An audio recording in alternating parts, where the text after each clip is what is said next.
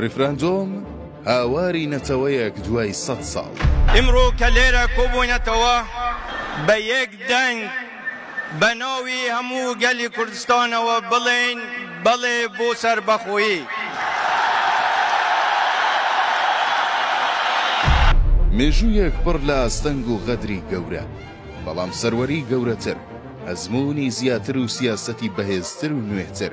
هەر لاپەڕەیەک هەڵدەدەیتەوە لەم مێژووە دەبینیت کە لە بزوتنەوە کۆنەکانەوە تاوەکو کۆماری کوردستان و ئەمڕۆکەش لەم دۆخەی ئێستامان هەمووی سەلمێنەری خەباتێکی ڕاستەقینە و ڕەوا لە پێناو سەربەرزی گەلی کورد و سربەخۆی کوردستان بوون. ئێمە بێزار بوونە لەگەڵ عێراق، ناتوانین چیتر بژین لەگەڵ عێراق. دەمانەیە وڵاتێکی خۆمانە بێ، وەکو هەموو جیهان وڵاتە سەربەخۆی خۆمانە بێ، هەموو خەونی هەموو گەلی کووردە.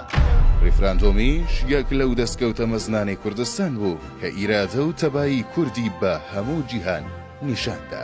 8 ساڵ لەمەوبەر هاوڵاتیانی کوردستان بە جۆش و خۆشێکی بێوێنە و نەبینراو بە هیوایەکی گەورە و خەونێکی گەشەوە ڕوویان لە سندوقەکانی دەنگدان کرد. لە 25 ئەیلولی 2017دا ڕیفراندۆممان کرد. زیاتر لە 93 لە سەدی دانیشتوانی کوردستان دەنگیان بەسەر بەخۆبووندا.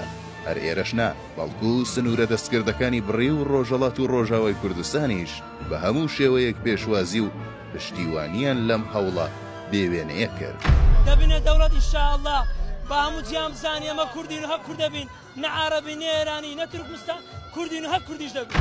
سەرەڕای گرفتە گەورەکان و تێکدەری نەیاران، پشتیوانی نەکردنی دەوڵەتان و سەرجەم ئەو بربەست و گرفتانەی خرانە بەردەم سەرکەوتنی پرۆسەکەوە، بەڵام جارێکی دیکەش دەستە ڕووخێنەرەکەی مێژووی کورد دەستی ڕەشی ناپاکی ئەو ئامانجەی لەبار برد.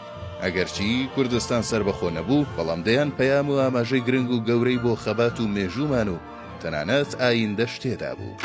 ئێستاش و سەرەڕای 8 ساڵ ڕیفراندۆم هەر ڕۆژە و وانەیەکی نوێی بۆ فێرکردنمان هەیە.